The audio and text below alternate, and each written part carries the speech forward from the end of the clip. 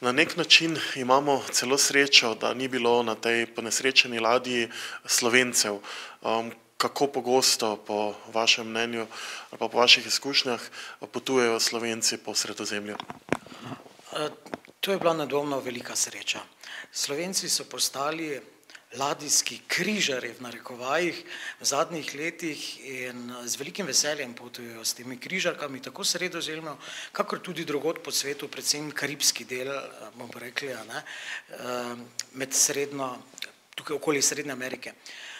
Ta oblika turizma se je pojavila, lahko rečemo, že lep čas nazaj.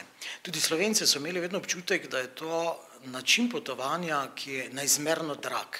Vsi so si predstavljali film, tisti Love Boat, ljubezenska ladja in nekaj, kar je nedosegljivo za povprečen žep. To je pa daleč od resnice. Zaradi tega so v bistvu Slovenci začeli krepko uporabljati ta način potovanja.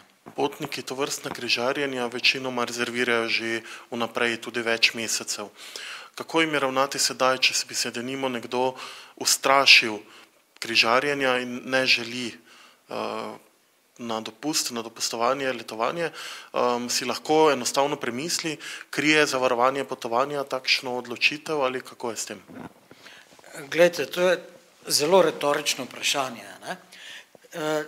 Odgovor bom dal s tem, če bi nekdo imel že rezervirano za 6 mesecev naprej letalski polet v New York, zdaj bi se pa pač slučajno nad Evropo zgodila letalska nesreča in bi hotel odpovedati letalski polet. A je tu kakšna logika?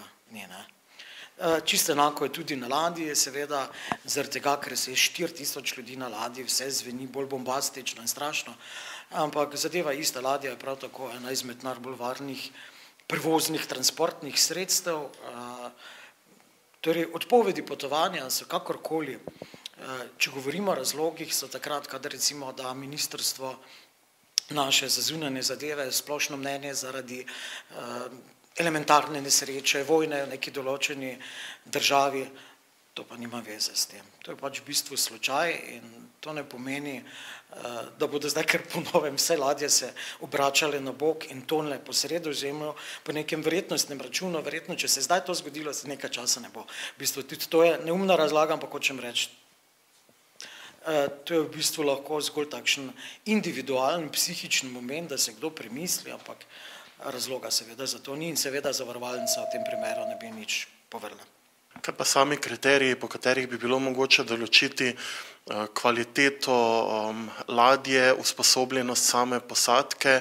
So vam kot ponudniku, posredniku križarjenj na voljo kakšni podatki, ki bi v bistvu lahko svetovali ljudem, da ta ladja je varna, tehnično brezhibna, posadka je usposobljena?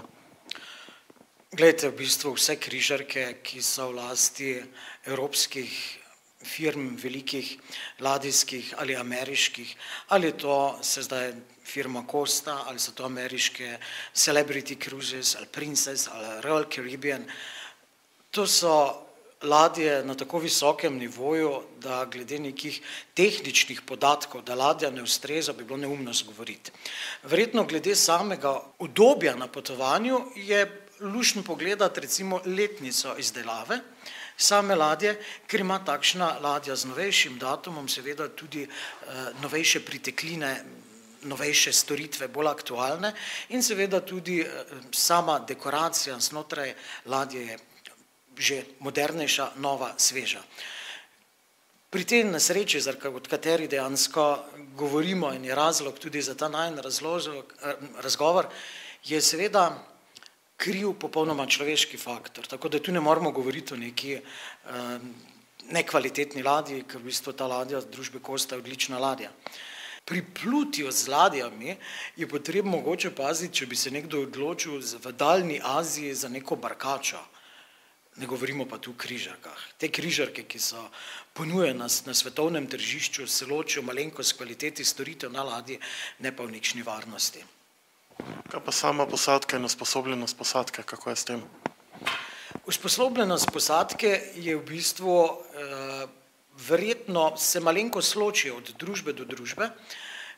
Zdaj osebno mislim, da top vrhunska usposobljenost je na vseh teh ladjah, tako evropskih, kakor ameriških, ki imajo morda še malenkost močnejši drill za usposabljanje same posadke. Vidimo pa, da se nekako delijo posamezna dela na ladjah. Ali so to križarke, ki plujejo po Sredozemlju, ali so to križarke, ki plujejo po Indijskem oceanu, ali so to križarke, ki potujejo čez Atlantik ali po Karibih. Tako da je neobičajno, večina so kapitani vedno Grki, na tej ladji Italijani, ker je italijanska družba, drugače recimo na ameriških družbah večina Grkov, šefi kuhinj seveda prihajajo z Francije, z Italije, z kuharskih meg. Ti, ki se ukvarjajo z streženjem ljudi, od ljudi, ki se ukvarjajo z urejanjem kabin, strežno osebje, natakarji, ti so večinoma prihajajo iz Azije, ampak pod močnim treningom. Ta šolanja so dosti močna, ne more kar vsak priti na ladjo.